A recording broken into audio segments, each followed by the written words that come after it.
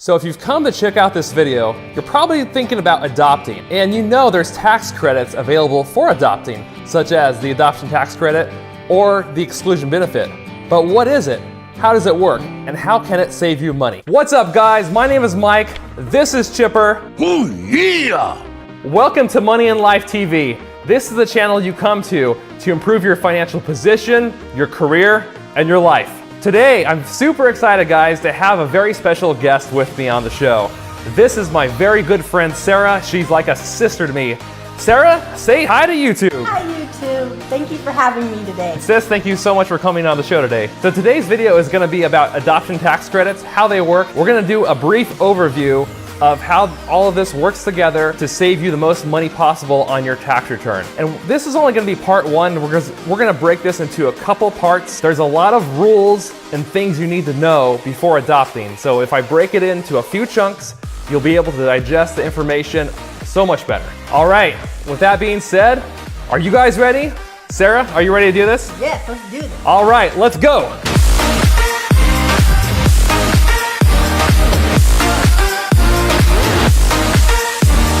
All right, so one of the reasons I wanted to have Sarah on the show today for this particular tax topic is because Sarah, you're adopted, right? Yes, I was.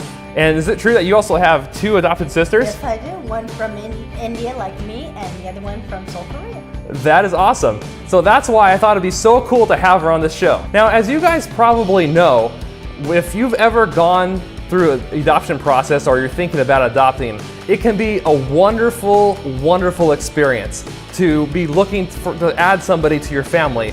But at the same time, it can be emotionally stressful and financially stressful.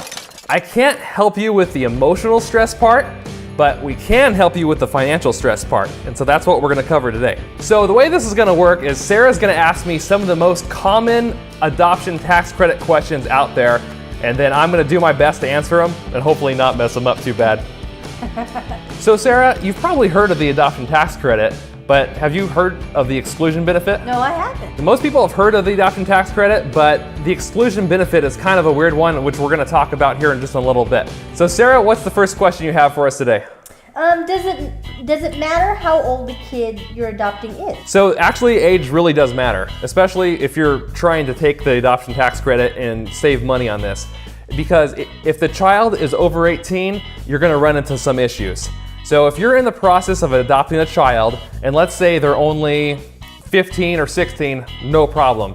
But if you're in the process of adopting a child, and let's say they're 17 and a half, and you're going through the process, but it takes a while, right? It takes a while to adopt somebody. It takes a very long time. Right. Yeah. So when you're going through that process, sometimes they'll, pass another birthday and before you actually finalize the adoption. And in that case, if they pass the age of 18, only the expenses, the qualified adoption expenses that you incurred before they turned 18 would count towards that credit. Anything after 18 would not count. So that's important to remember. There is one exception though to that, and that is if you are adopting a special needs child, there is no age restriction on the qualified adoption expenses you can take. So just remember that. What is a benefit exclusion?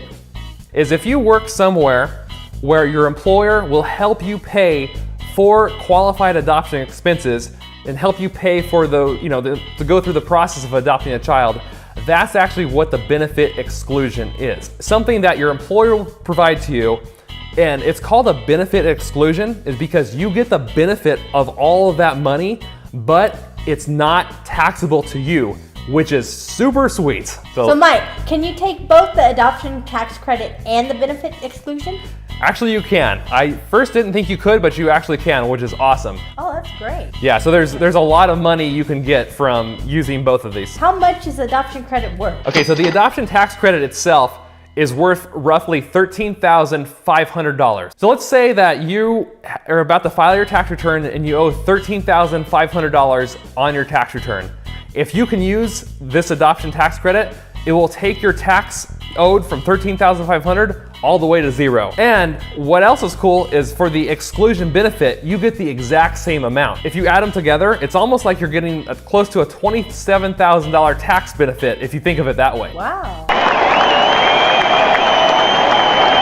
So it's really substantial. Is the credit refundable, and do you lose the credit if you can't use it? The adoption tax credit is not refundable. So if you have no tax and you're trying to claim the adoption tax credit, you can't get a refund from it. However, the cool thing is that you can actually carry it forward for 5 years. Oh, wow. And so if you don't owe tax in the first year you use it, no problem, because in the next couple of years, you might owe tax, and at that point, that credit's gonna come into play, and it might take your tax liability all the way to zero. It's a really good credit. If you are married, do you have to file jointly to get the credit? Yeah, I know some people out there, they actually like to file their tax returns separately, even if they're married. So a lot of people do that. But with the adoption tax credit, what the IRS says is that you must file a joint return. So if you normally file separate tax returns, if you want to take this credit, you have to file a joint return. And I believe the same is true if you want to take advantage of the exclusion benefit. Okay. And what about special needs children? Special needs children have very specific rules, and the IRS allows a lot more flexibility in regards to that. They know that taking care of a special needs child can be very expensive and very emotionally difficult. So there's no age restriction, and as far as I know, even if you don't, take $13,500 in qualified adoption expenses, they still, if you're adopting a special needs child, they still allow you to deduct the full amount of the credit, even if you don't spend all that money to get it. Oh, wow. Which is awesome. That is awesome. What tax form do you fill out to claim the credit? To claim the adoption tax credit, it's Form 8893, and I'll show you a picture right here. Chipper, show them the picture. Affirmative. So the actual tax credit is on that Form 8893, which you're seeing on screen here, but the exclusion benefit, where do you see that show up? Well, your employer is actually going to report that on your W-2. Chipper, show them the W-2. Orders received. So on your W-2, when they send that tax statement to you at the end of the year, it's going to show your wages, it's going to show what you withheld, and then in box 12 of your W-2, it's going to have code T, which is going to indicate that your employer has given you money to help you adopt a child, but that income, that money they gave you, is completely tax-free. Is there an income limitation on the credit?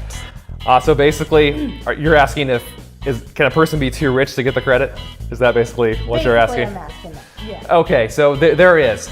And I can get to the exact numbers, I'll show them on screen, but really, the moment you get, if you're married filing joint, the moment you get to a $200,000 income and above, from $200,000 to roughly $240,000, the credit starts to phase out. And once you're above $240,000, there's no benefit at all. One other thing that I forgot to mention regarding the differences between the exclusion benefit and the adoption tax credit is the only one thing you have to watch out for is you can't use the same expenses to take both benefits. So if you spend $10,000 on legal fees, you can't say, well, I'm gonna use those $10,000 in legal fees to take advantage of the tax credit and use those exact same expenses to get the exclusion benefit. It's because that would be kind of like double dipping. So in order to use both the adoption tax credit and the exclusion benefit, you have to have that many expenses to take advantage of them all. All right, guys, I hope you found this information helpful. Like I said, this is only part one. And in the next part two, we're gonna talk about what expenses actually qualify you to take advantage of the exclusion benefit and the adoption tax credit. If you have any questions at all, do not hesitate to ask. Just leave a comment, leave a question down below. All right, guys, if you liked the video, make sure to smash that like button.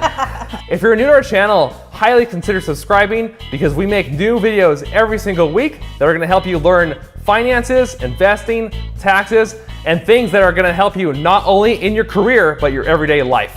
Make sure you don't miss any of our videos by hitting that subscribe button down below. Well, Sarah, thank you so much for coming on the show. Thank you for having me. And are you ready for part two? Yes, I am. All right, well, we will see you guys in part two. So stay tuned. In part two, we're gonna start looking at what adoption expenses count and which ones don't count towards these credits and benefits. And also, we're gonna look at some of the differences between domestic adoptions and foreign adoptions in terms of when you can take an expense and when you can't. Thank you so much, you guys, for taking the time to watch this video, and we'll see you in the next one. Bye, guys. Bye, guys. Awesome, good job.